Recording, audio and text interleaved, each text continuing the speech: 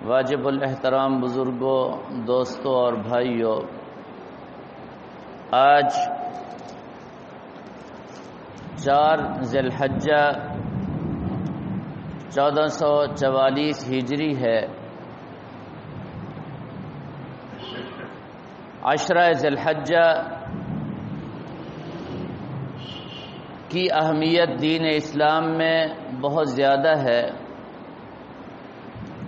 اسی اہمیت کے پیش نظر جو سابقہ ایک سلسلہ تھا، حضرت سیدہ خدیجۃ الکبریٰ رضی اللہ تعالی عنہا کے حالات، نکاح اور رحمت دو عالم صلی اللہ تعالی علیہ وسلم کا سفر تجارت، اس کو چھوڑ کر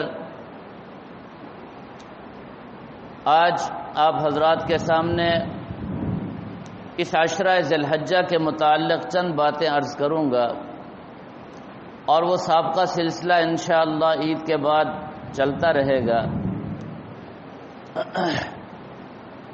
عشرہ ذی الحجہ، اس کی اہمیت دین اسلام میں غیر معمولی ہے۔ قرآن پاک کی ایک سورت ہے جس کی 30 آیتیں ہیں، جس کو سورۃ الفجر کہا جاتا ہے۔ رحمت دو عالم صلی اللہ تعالی علیہ وسلم نے ارشاد فرمایا کہ قرآن پاک میں 30 آیتوں والی سورت ایسی ہے جو انسان کو جہنم سے نجات دینے والی ہے اور قبر کے عذاب سے بچانے والی ہے۔ سورہ ملک بھی 30 آیتوں پر مشتمل، سورۃ الفجر بھی 30 آیتوں پر مشتمل، اور سورہ سجدہ بھی 30 آیتوں پر مشتمل ہے۔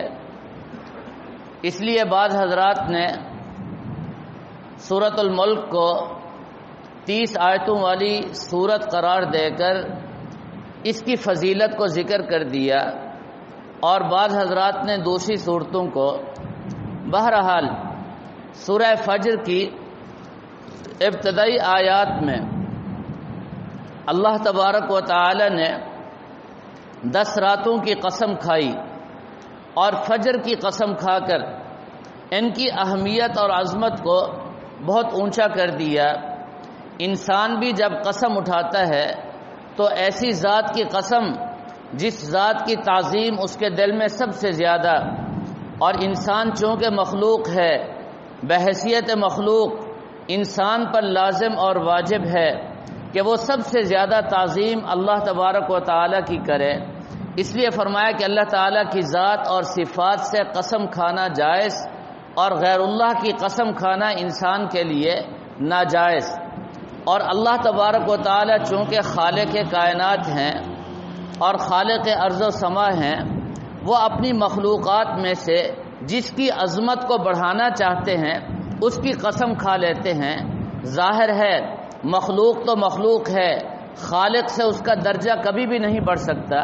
اس لیے اللہ تبارک و تعالی ہمارے دلوں میں ان چیزوں کی عظمت اور تعظیم پیدا کرنے کے لیے ان چیزوں کی قسم کھا لیتے ہیں۔ تو اللہ تبارک و تعالی نے فرمایا والفجر ولیال عشر۔ اب یہ فجر کون سی فجر ہے؟ جو بھی فجر مراد ہے وہ بڑی عظمتوں والی، قابل تعظیم اور قابل تحسین ہے، اور 10 راتیں وہ بھی بڑی عظمتوں والی راتیں جن کی قسم اللہ تبارک و تعالی نے کھا لی۔ والشفع والوتر، جفت اور طاق کی قسم اللہ نے کھا لی۔ اس جفت سے مراد کیا ہے؟ طاق کی مراد کیا ہے؟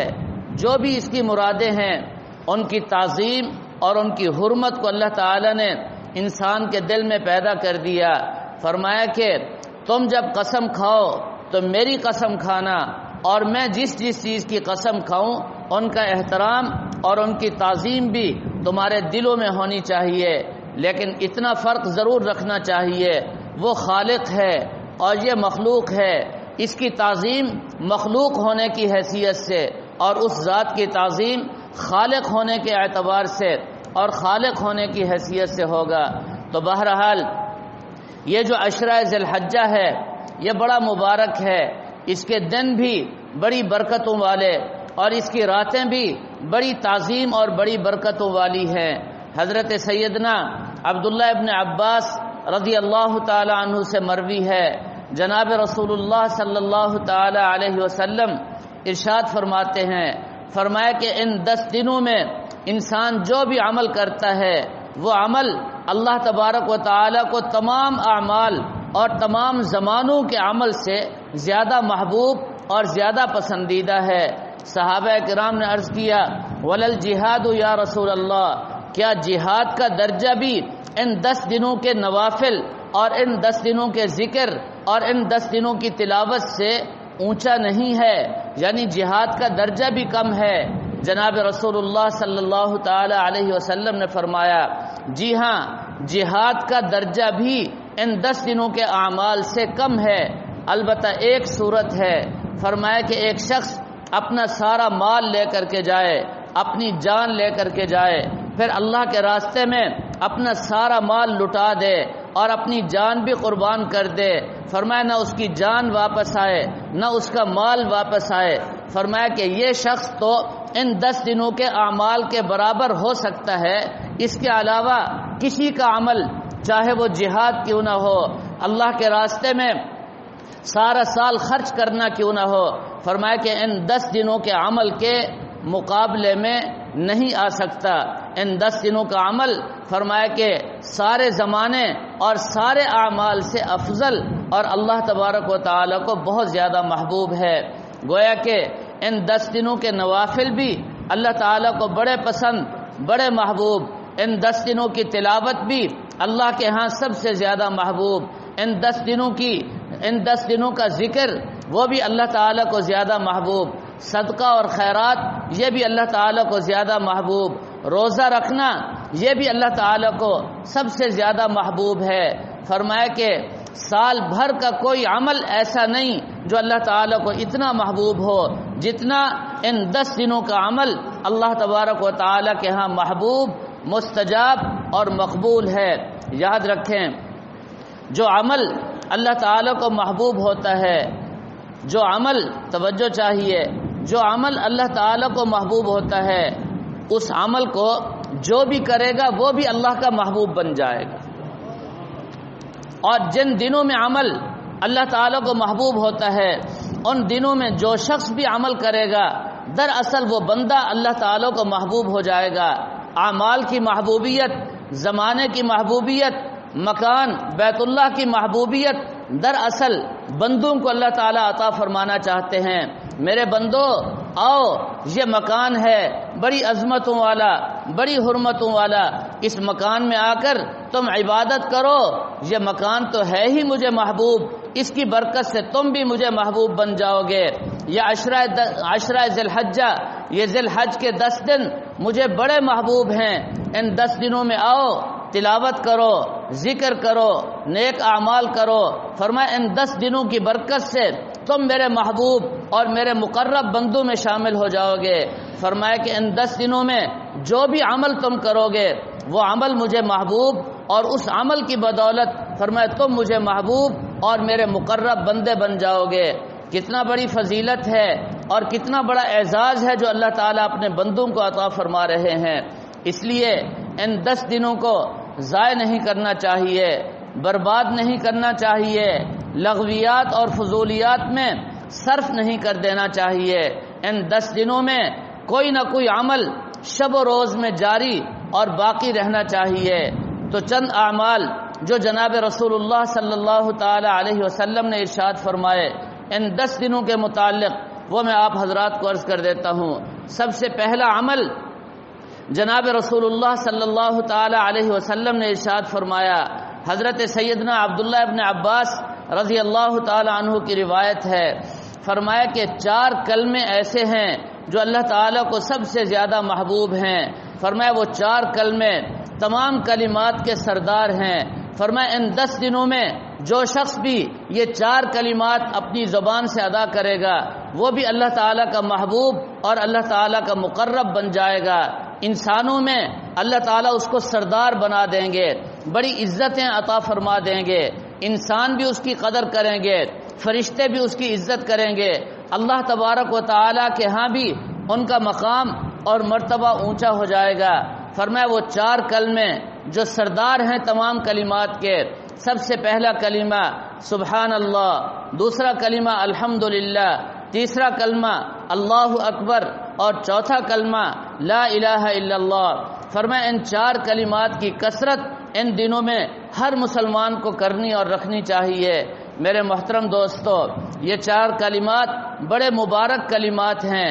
ایک اور حدیث میں آتا ہے، جناب رسول اللہ صلی اللہ تعالی علیہ وسلم نے ارشاد فرمایا، توجہ چاہیے، فضائل اعمال میں یہ حدیث موجود ہے، صحیح حدیث ہے۔ فرمایا کہ جو شخص 1 مرتبہ سبحان اللہ کہے گا، اس پر کتنا اجر و ثواب اللہ تعالیٰ عطا فرمائیں گے آپ لوگ سوچ نہیں سکتے۔ ان روایات اور احادیث کو ذرا چھوڑ کر ایک اور حدیث میں عرض کرتا ہوں، بڑے فضائل ہیں ان کلمات کے۔ فرمایا جو شخص 100 مرتبہ سبحان اللہ کہے گا، توجہ میری طرف رکھیے گا، 100 مرتبہ سبحان اللہ کہے گا، فرمایا اللہ تعالیٰ اس کو 100 عربی نسل کے غلام آزاد کرنے کا اجر و ثواب عطا فرمائیں گے۔ فرمایا کہ ایک غلام کو آزاد کرنے کا اجر و ثواب یہ ہوتا ہے کہ اللہ تبارک و تعالی ایک غلام کے بدلے میں جس نے آزاد کیا ہوتا ہے، آزاد کرنے والے کو جہنم سے آزادی کا پروانہ عطا فرما دیتے ہیں۔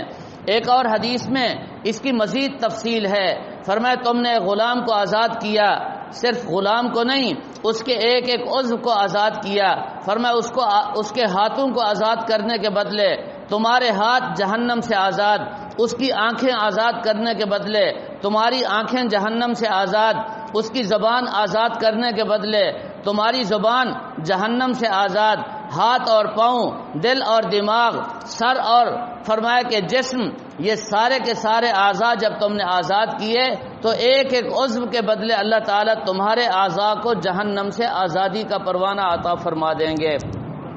اب 99 غلام آزاد کرنا، فرمایا کہ اس کا اجر و ثواب گویا کہ رفع درجات اور ترقی درجات کا یہ سبب بن جائے گا۔ 1 مرتبہ سبحان اللہ کہنا، فرمایا یہ تو ایسے ہے جیسے میزان عمل کو نیکیوں سے بھر دیا۔ میزان عمل فرمایا کہ آسمان و زمین سے کہیں بڑا میزان، بہت بڑا میزان ہوگا، تو 1 مرتبہ سبحان اللہ کہنے کا اجر و ثواب بھی بہت زیادہ، لیکن فرمایا کہ جو 100 مرتبہ پڑھے گا 100 عربی نسل کے غلام آزاد کرنے کا اجر و ثواب اللہ تعالیٰ عطا فرمائیں گے۔ اور جو شخص 100 مرتبہ الحمدللہ پڑھے گا، فرمایا کہ اللہ تبارک و تعالیٰ 100 گھوڑے بمائے ساز و سامان اور جہادی سامان ہوگا اس میں، فرمایا کہ اللہ کے راستے میں جہاد کرنے کے لیے دینے پر جو اجر و ثواب عطا فرماتے ہیں اتنا ثواب 100 مرتبہ الحمدللہ کہنے پر اللہ تعالیٰ عطا فرما دیتے ہیں۔ اور جس شخص نے 100 مرتبہ اللہ اکبر کہہ دیا، فرمایا کہ 100 اونٹ اللہ کے راستے میں عید الاضحیٰ کے دن قربانی کرنے پر جو اجر و ثواب ملتا ہے، فرمایا کہ 100 اونٹ قربان کرنے کا اجر و ثواب اللہ تبارک و تعالی عطا فرما دیتے ہیں 100 مرتبہ اللہ اکبر یہ کلمات جو کہے گا۔ اب اسی جملے کو ذرا دیکھ لیجئے، کتنا بڑی فضیلت ہے اور کتنا بڑا اعزاز ہے۔ 100 مرتبہ اللہ اکبر اور 100 اونٹ قربان ہو گئے۔ وہ فقراء اور مساکین جو قربانی نہیں کر سکتے یہ تو کر سکتے ہیں۔ 100 مرتبہ اللہ اکبر ان 10 دنوں میں 1 مرتبہ نہیں، یا روزانہ 1 مرتبہ نہیں، ہر نماز کے بعد 100 مرتبہ اللہ اکبر کہہ لینا کیا مشکل ہے؟ چند منٹ لگتے ہیں، چند منٹ، اور 100 اونٹوں کا ثواب، 100 اونٹ اللہ کے راستے میں قربان کرنے کا اجر و ثواب۔ آج تو 1 اونٹ ذبح کرنا مشکل ہے۔ ہمارے ہاں اجتماعی قربانی میں 150 سے 200 تک جانور ذبح ہوتے ہیں اور 1 اونٹ ہوتا ہے، اور وہ اونٹ بھی دیکھنے کے لیے سارے لوگ جمع ہو جاتے ہیں، ایک ہنگامہ سا بن جاتا ہے۔ لیکن فرمایا جو 100 مرتبہ اللہ اکبر کہے گا 100 اونٹ ذبح کرنے کا ثواب. لیکن یہاں یہ مسئلہ بھی سمجھ لیجئے، جس شخص پر قربانی واجب ہے وہ 100 مرتبہ نہیں 1 کروڑ مرتبہ اللہ اکبر کہے. ہر 100 مرتبہ کہنے پر 100 اونٹ ذبح کرنے کا ثواب تو ملے گا، لیکن اس کی قربانی ادا نہیں ہوگی. یہ بات ذہن نشین فرما لیں. قربانی کا ثواب تو ملے گا، لیکن جس شخص پر قربانی واجب ہے اگر وہ یہ سوچ لے کہ میں 100 مرتبہ اللہ اکبر کہوں گا تو 100 اونٹ قربان کرنے کا ثواب، اور ادھر تو 10 15 20 40 ہزار کا ایک بکرا، تو 100 اونٹوں کے مقابلے میں ایک بکرے کی کیا حیثیت، لہذا میں بکرا نہیں کرتا جی. اگر وہ واجب قربانی نہیں کر رہا، یاد رکھیں 100 مرتبہ نہیں 1 کروڑ مرتبہ بھی اللہ اکبر کہہ لے تو اس کی یہ جو واجب قربانی ہے ادا نہیں ہوگی، اس پر پکڑ ہوگی، گرفت ہوگی، اور اس کو قیامت کے دن فرمایا اس پر عذاب ہوگا. یہ انعامی ثواب ہے، اضافی اجر و ثواب ہے، تحفہ ہے اللہ تعالی کی طرف سے. لیکن جو واجب قربانی ہے اس کو تو بہرحال کرنا پڑے گا، اور ہر ایک کو کرنا پڑے گا. گھر میں اگر 4 افراد ہیں 10 افراد ہیں، گھر میں 10 افراد میں سے جو صاحب نصاب ہے ہر ایک پر قربانی واجب ہے. یاد رکھیں قربانی کا نصاب 52.5 تولے چاندی یا اس کی قیمت ہے. 52.5 تولے چاندی یا اس کی قیمت میں سونا، چاندی، نقدی، مال تجارت اور زائدہ ضرورت سامان 5 چیزیں ہیں، ان کو یاد رکھیں. زائدہ ضرورت سامان سے مراد وہ سامان ہے جو گھر میں رکھا ہے سال میں 1 مرتبہ بھی استعمال نہیں ہوتا. قیمتی برتن رکھے ہوئے ہیں سال میں 1 مرتبہ بھی استعمال نہیں ہوتے. قیمتی بسترے رکھے ہوئے ہیں سال میں 1 مرتبہ بھی استعمال نہیں ہوتے. کپڑے اور جوڑے رکھے ہوئے ہیں سال میں 1 مرتبہ بھی استعمال نہیں ہوتے. یہ زائدہ ضرورت ہیں. زائدہ ضرورت سامان اگر ان کی قیمت 52.5 تولے چاندی کو پہنچ جائے، اور 52.5 تولے چاندی کی قیمت آج کل 1,33,000 روپے، 1,33,000 روپے کا زائدہ ضرورت سامان، سونا، چاندی، نقدی اور مال تجارت، یہ 5 چیزیں یا ان میں سے کوئی ایک چیز یا 2-3 چیزیں ملا کر اگر 1,33,000 روپے کے بنتے ہیں تو اس پر قربانی واجب ہے. باپ کے پاس تو باپ پر قربانی واجب، ماں کے پاس تو ماں پر قربانی واجب، بیٹا اور بیٹیوں کے پاس تو ان پر قربانی واجب، شوہر کے پاس تو اس پر قربانی واجب، بیوی کے پاس تو اس پر الگ قربانی واجب. ہمارے ہاں عجیب رواج ہے، گھر میں 1 قربانی، اور وہ کس کی طرف سے اب پتہ نہیں ہے جی، کسی کو پتہ نہیں. بعض لوگ آتے ہیں میں ان سے پوچھتا ہوں یہ قربانی کس کی ہے، کہتے ہیں جی پچھلے سال بھی ہم نے کی تھی، پتہ نہیں ہے کس کی ہے. میں جب کہتا ہوں نامزد کرو ورنہ تو بیکار ہے اور تمہاری وجہ سے دوسروں کی قربانی بھی ضائع ہو جائے گی. اگر ایک حصہ دار بھی گوشت کھانے کی نیت سے حصہ شامل کر رہا ہے، گوشت کھائیں گے اور کچھ بھی پتہ نہیں، تو قربانی ضائع اور برباد ہو جاتی ہے. اور بعض ایسے سادہ مسلمان ہیں وہ کہتے ہیں جی پچھلے سال بھی کی تھی، اس سے پچھلے سال بھی کی تھی، پتہ کوئی نہیں ہے.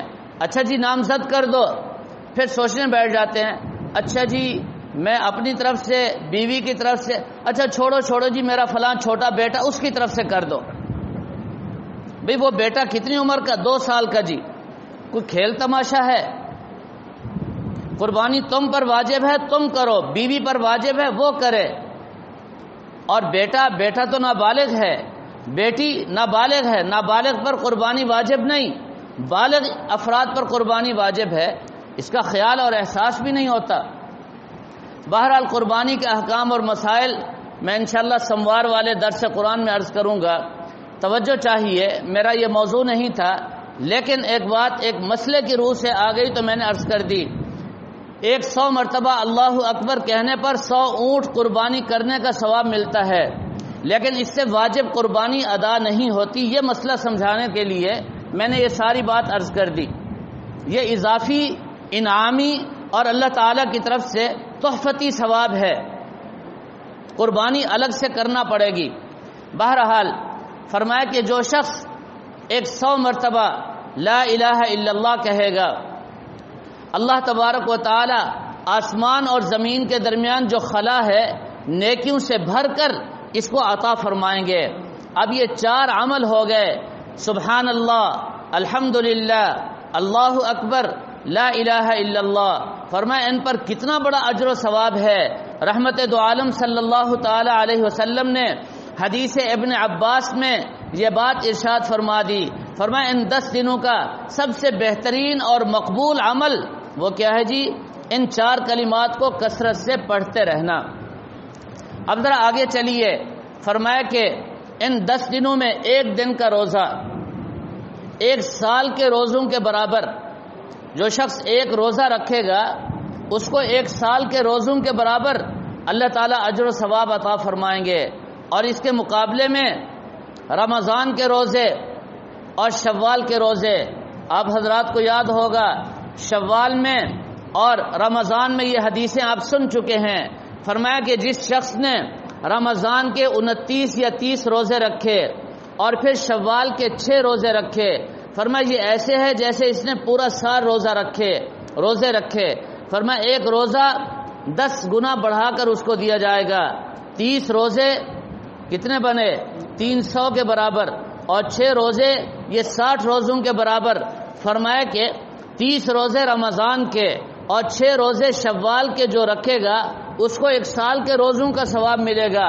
اور اس کے مقابلے میں عشرہ ذی الحجہ کا 1 روزہ، فرمایا جو 1 روزہ رکھے گا اس کو پورے 1 سال کے روزوں کے برابر اللہ تعالیٰ اجر و ثواب عطا فرمائیں گے۔ اب اندازہ فرمائیں ان دنوں کا روزہ معمولی نہیں، غیر معمولی روزہ ہے۔ اور خواتین، خاص طور پر خواتین کو میں عرض کرتا ہوں، آپ حضرات کی وساطت سے آپ جا کر خواتین کو بتائیں، اور ایسے مرد حضرات جنہوں نے روزے چھوڑ دیے تھے ان کے لیے بھی، چونکہ خواتین کے روزے عام طور پر ہر مہینے میں 5 سے 10 تک چھوٹ جاتے ہیں۔ فرمایا کہ وہ ان 10 دنوں میں روزہ رکھیں، قضاء کی نیت سے رکھیں، اور پھر ان دنوں کی فضیلت کو حاصل کرنے کی نیت بھی کر لیں تو انشاءاللہ ان کا فرض بھی ادا ہوگا، اور پھر ان دنوں کے روزے کی جو فضیلت ہے پورے سال کے برابر اللہ تعالیٰ وہ بھی عطا فرمائیں گے۔ قضاء تو ویسے کرنی ہے، قضاء کی نیت سے روزہ رکھیں، لیکن نفل کی نیت اور یہ عشرہ ذی الحجہ کے روزوں کی جو فضیلت ہے وہ بھی اللہ تعالیٰ عطا فرما دیں گے۔ اور اس کے ساتھ ساتھ 9 ذی الحجہ کا روزہ، 9 ذی الحجہ جسے یوم العرفہ کہا جاتا ہے، وہاں یوم العرفہ منگل کا دن ہے اور ہمارے ہاں یوم العرفہ بدھ کا دن ہے۔ بدھ کے دن جو شخص یہاں روزہ رکھے گا، فرمایا کہ 1 سال کے پچھلے اور 1 سال کے اگلے اللہ تعالیٰ گناہ معاف فرما دیں گے۔ ایک روزے کی فضیلت، یہ تو دن اتنے مبارک اور اتنی برکتوں والے، اس لیے فرمایا کہ عشرہ ذی الحجہ کے دن رمضان کے دنوں کے برابر، اور ان 10 دنوں کی جو راتیں ہیں، 10 راتیں ولیال عشر، جن 10 راتوں کی اللہ تعالیٰ نے قسم کھائی، یہ 10 راتیں بہت زبردست اور بڑی عظمتوں والی راتیں۔ فرمایا کہ ان میں سے ایک رات لیلۃ القدر کے برابر ہے۔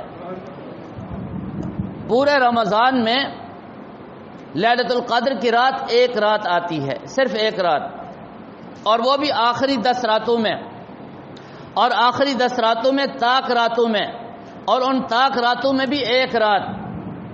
اور یہاں فرمایا کہ ہر رات لیلۃ القدر کے برابر ہے۔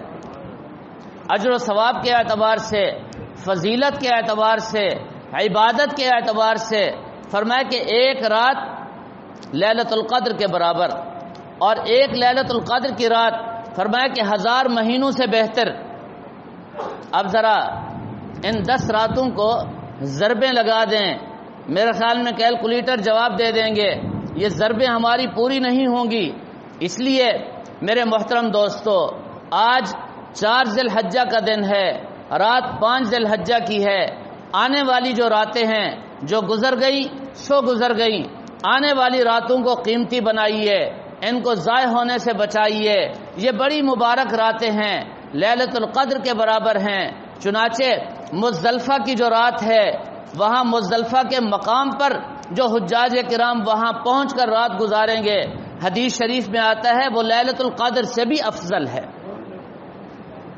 یہاں مسلمان جو گزاریں گے وہ لیلۃ القدر کے برابر، اور مزدلفہ میں مزدلفہ کی جو رات ہے وہ لیلۃ القدر سے بھی افضل ہے۔ اس لیے ان راتوں کو ضائع مت کیجیے، ان کو قیمتی بنائیے۔ اب قیمتی بنانے کا طریقہ کیا ہے جی؟ اصل تو یہ ہے کہ غروب آفتاب سے لے کر صبح صادق تک پوری رات عبادت کی جائے، ذکر، تلاوت، صلاۃ التسبیح، اور پھر قضا نمازیں، اور پھر اس کے علاوہ دعاؤں کا کثرت سے اہتمام، اور یہ 4 کلمات جو میں نے آپ کو بتائے، ان 10 دنوں کا خاص وظیفہ ہے جو رسول اکرم صلی اللہ علیہ وسلم نے فرمایا، سبحان اللہ، الحمدللہ، اللہ اکبر، لا الہ الا اللہ۔ ان کی کثرت کے ساتھ ساتھ ہماری پوری راتیں گزر جانی چاہیے۔ اگر یہ ممکن نہ ہو تو کم از کم مغرب کی نماز باجماعت تکبیر اولیٰ کے ساتھ مرد حضرات اور خواتین اپنے گھروں میں اول وقت میں ادا کرنے کی کوشش کریں، اور پھر عشاء کی نماز تکبیر اولیٰ کے ساتھ باجماعت مرد حضرات مسجد میں اور خواتین اول وقت میں گھروں میں ادا کرنے کی فکر کریں، اور پھر صبح کی نماز تکبیر اولیٰ کے ساتھ باجماعت مرد حضرات مسجد میں اور خواتین اپنے گھروں میں ادا کرنے کی پوری کوشش اور ہمت کریں۔ اور اس کے ساتھ ساتھ مغرب سے لے کر صبح کی نماز تک اس دوران کچھ نفلی عبادت بھی کر لی جائے، روزانہ کچھ ذکر کر لیا جائے، کچھ تلاوت کر لی جائے، کچھ نوافل پڑھ لیے جائیں، صلاۃ التوبہ کی نیت سے 2 رکعت پڑھ کر توبہ کر لی جائے۔ اب یہ چند اعمال ہیں، 1 آدھ گھنٹہ بھی روزانہ آپ ان اعمال کے لیے وقف کر دیں اور دے دیں تو یقین جانیے آپ کو لیلۃ القدر کا ثواب پورا کا پورا مل گیا۔ اگر پوری رات جاگنا مشکل اور دشوار ہے تو کم از کم آپ حضرات یہ عمل تو کر سکتے ہیں، اس میں کیا مشکل ہے اور کیا پریشانی ہے؟ میرے محترم دوستو، آخری بات عرض کر کے بعد ختم کرتا ہوں۔ جن مسلمانوں پر قربانی واجب ہے، اور یہ حکم حجاج کرام کے لیے نہیں ہے، یہ حکم عام مسلمانوں کے لیے ہے، دوسرے ممالک میں بسنے والے مسلمانوں کے لیے ہے، کہ جن پر قربانی واجب ہے ان کے لیے مستحب ہے۔ مستحب کا مطلب یہ ہوتا ہے کہ عمل کریں تو بڑا اجر و ثواب، اگر عمل نہ کریں تو کوئی گناہ نہیں ہے۔ وہ عمل کیا ہے جی؟ چاند نظر آنے کے بعد سے لے کر قربانی کے گلے پر چھری پھیرنے تک فرمایا کہ وہ اپنے جسم کے بال نہیں کاٹ سکتے اور ناخن نہیں تراش سکتے۔ ٹھیک، حجاج کرام حالت احرام میں بال نہیں کاٹ سکتے، نہیں اکھیڑ سکتے، اور ناخن اکھیڑنا اور کاٹنا ان کے لیے جائز نہیں ہے۔ تو فرمایا کہ دوسرے مسلمان ان کی مشابہت میں یہ 10 دن یہ چھوڑ دیں۔ فرمایا کہ جس طرح میدان عرفات میں مزدلفہ میں اللہ تعالیٰ کی رحمتوں کی برسات ہوگی، فرمایا پوری دنیا میں بسنے والے مسلمانوں کو بھی اس میں سے، اس رحمت میں سے کچھ حصہ مل جائے گا۔ لیکن یہ کیا ہے جی؟ ذرا بول دیں، مستحب ہے۔ کیا ہے جی؟ مستحب کا حکم یہ ہوتا ہے عمل کریں تو بڑا اجر و ثواب، نہ کریں تو کوئی گناہ۔ لیکن مسلمانوں کی حالت یہ ہے کہ چاند نظر آنے سے پہلے بڑے پیمانے پر شور اور غوغا ہو جاتا ہے، بھئی جس نے بال داڑھی مڈوانی ہے، بال بنوانے ہیں تو بنوا لیں جی، اب چاند نظر آنے والا ہے۔ ان 10 دنوں میں بال کاٹنا نہ کاٹنا مستحب ہے، اور سال بھر داڑھی منڈوانا حرام ہے، اور ان 10 دنوں میں اور زیادہ حرمت اور حرام ہو جاتا ہے۔ اس کا تو پتہ نہیں اس مسئلے کا، داڑھی رکھنا فرض ہے، اور منڈوانا حرام ہے، لیکن ان 10 دنوں میں ایک مستحب امر کے لیے اتنا شور، اور اس پر عمل بھی ہوتا ہے جی ماشاءاللہ، ہونا چاہیے، بہت مبارک ہے، لیکن اس کے مقابلے میں فرائض کی اہمیت کیوں نہیں ہے؟ میرا شکوہ تو یہ ہے، سارا سال جو عمل فرض اور ان 10 دنوں میں بھی فرض، اس پر نہ پورا سال عمل نہ ان 10 دنوں میں عمل۔ اگر ان 10 دنوں میں عمل ہے تو پھر ایک مستحب امر پر تو ہے اور فرض کی کوئی اہمیت نہیں، یہ بھی تو خطرناک بات ہے۔ البتہ حجاج کرام حج کا احرام 7 ذی الحجہ کو یا 8 ذی الحجہ کو باندھیں گے، احرام باندھنے سے پہلے ان کے لیے حکم یہ ہے کہ وہ زائد ضرورت بال بھی صاف کریں، ناخن بھی تراشیں، بناؤ سنگھار کریں اور پھر احرام باندھ کر کے جائیں۔ اب مسئلہ یہ ہے کہ یہ اثر حاجیوں تک پہنچ گیا، اب حاجی بشارے وہاں سے کثرت سے یہ مسائل پوچھ رہے ہیں، بھئی ذی الحجہ میں تو ہم عمرہ نہیں کر سکتے، کیوں؟ چاند نظر آنے کے بعد ہم نے قربانی کرنی ہے اور ذی الحجہ میں تو بال کاٹنا گناہ ہے، اب عمرہ کریں گے تو بال کٹوانا پڑیں گے۔ یہ مسئلہ بڑا عجیب ہے، حالانکہ ان کے لیے یہ حکم تھا بھی نہیں، ان کی مشابہت کرنے والوں کے لیے یہ فضیلت تھی۔ تو بہرحال ایک مسئلہ یہ بھی اچھی طرح ذہن نشین فرما لیجئے، جن حضرات نے قربانی کرنی ہے ان کے لیے مستحب ہے کہ وہ حجامت نہ بنوائیں۔ ہمارے ہاں حجامت داڑھی منڈوانے کو کہتے ہیں، حالانکہ یہ حجامت نہیں ہے، یہ تو کفر ہے، حرام ہے، ظلم عظیم ہے، نبی کی سنت کے خلاف بغاوت ہے، نبی کے ساتھ بدترین دشمنی ہے۔ میں اس سے زیادہ سخت لفظ بھی بولوں تو میں حق پر ہوں۔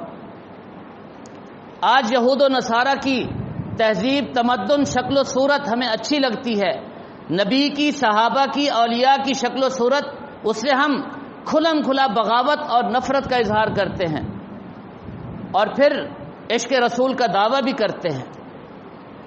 عجیب بات ہے جو میری سمجھ میں تو کبھی بھی نہیں آئی، شاید آئے گی بھی نہیں، اس پر ضرور سوچنا چاہیے۔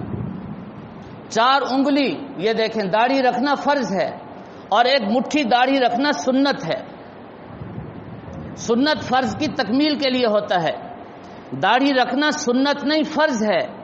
آپ حضرات کو بتا رہا ہوں میں، قیامت کے دن پکڑ ہوگی، اور یاد رکھیں حدیث میں آتا ہے، قرآن پاک کی تفسیر میں یہ واقعہ لکھا ہوا ہے، فرمایا جو مسلمان قبر میں جائے گا اس کی داڑھی اگر سنت کے مطابق ہوگی وہ فوراً پیغمبر علیہ السلام کو پہچان لے گا اور کہے گا یہ میرے محبوب پیغمبر ہیں، اور جن کی داڑھی سنت کے مطابق نہیں ہوگی نبی پاک صلی اللہ علیہ وسلم کا دیدار کرایا جائے گا، پوچھا جائے گا من حاضر رجل، یہ کون ہے؟ تو وہ ہاں ہاں کرے گا، کہے گا میں تو نہیں پہچانتا، وہ اپنے نبی کو نہیں پہچان سکے گا۔ یہ کوئی معمولی مسئلہ نہیں ہے کہ ایسے ہی اس کو چھوڑ دیا جائے، رواج بن گیا، گھر کے سارے افراد صبح صبح اٹھ کر نبی کی سنت کو ذبح کرتے ہیں اور دعویٰ کرتے ہیں مسلمانی کا۔ اسی داڑھی مونڈنے کی نحوست ہے، سارا دن منہ سے بک بک ہوتی ہے، رشوت کھانا آسان ہو جاتا ہے، سود لینا آسان ہو جاتا ہے، جھوٹ بولنا آسان ہو جاتا ہے، اتنا بڑا عمل کرنے کے بعد ان چیزوں کی تو پھر کوئی اہمیت رہتی نہیں ہے۔ کل ہم بخاری شریف کا سبق پڑھ رہے تھے، ابو سفیان کافر ہے، ہرقل بادشاہ کے سامنے بیٹھا ہے، کہتا ہے جی مجھے وہاں بھی دل چاہتا تھا میں نبی پاک صلی اللہ علیہ وسلم پر جھوٹ بولوں، میرے دل میں بڑی دشمنی اور عداوت تھی، لیکن مجھے جرأت نہیں ہوئی کہ میں جھوٹ بولوں، کہیں ایسا نہ ہو کہ میری برادری اور میرے کافر قریش مکہ مجھ سے عداوت اور دشمنی کرنے لگیں کہ ابو سفیان جھوٹا ہے۔ وہ کافر ہو کر جھوٹ نہیں بولتا تھا، آج میں اور آپ مسلمان ہو کر جھوٹ بولتے ہیں۔ کیوں بولتے ہیں؟ اس لیے کہ ہم نے اس سے بڑا ظلم داڑھی کے ساتھ کیا ہے، اب جھوٹ بولنا تو کچھ بھی نہیں ہے نا، آسان ہو گیا، بد نظری کرنا آسان ہو گیا، زنا کرنا آسان ہو گیا، شراب پینا آسان ہو گیا، ساری بے حیائی اور فحاشی آسان ہو گئی اس داڑھی منڈوانے کی نحوست سے۔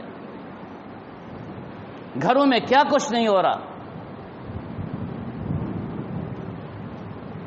ماں بہن بیٹی باپ بھائی مل کر ننگی فلمیں دیکھ رہے ہیں، حیا کا جنازہ نکل گیا۔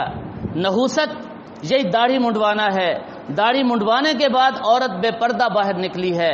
اگر یہ گناہ نہ ہوتا شاید کوئی گناہ بھی نہ ہوتا۔ بہرحال اگر کسی کو تکلیف پہنچی ہو تو تکلیف پہنچانا میری غرض نہیں تھی، معذرت کرتا ہوں۔ دل کے جذبات ہیں اور حقیقت ہے۔ آج آپ کو پتہ چلے نہ چلے، کل قیامت کے دن ضرور آپ کو احساس ہوگا کہ یہ ملا اچھی بات کرتا تھا، صحیح بات کرتا تھا، ہم سے غلطی ہوئی۔ یہاں مجھے 100 مرتبہ آپ غلط کہیں، لیکن ایک دن آئے گا آپ لوگ کہیں گے کہ اس کی بات سچی تھی، اور انشاءاللہ وہ دن آئے گا، ضرور آئے گا۔ اس لیے میری درخواست ہے جن کی داڑھیاں نصاب سے چھوٹی ہیں وہ پوری کریں، رکھی ہوئی تو ویسے ہے، نبی کی سنت کے لیے، نبی کی مشابہت کے لیے اس کو پورا کریں، اور جن کی نہیں ہے وہ اللہ سے مانگیں، اے اللہ توفیق عطا فرما، مجھ سے گناہ ہو رہا ہے، اللہ مجھے توفیق عطا فرما۔ اتنا تو کریں، کر سکتے ہیں، اللہ تعالیٰ ضرور توفیق عطا فرمائیں گے۔ وما علینا الا البلاغ۔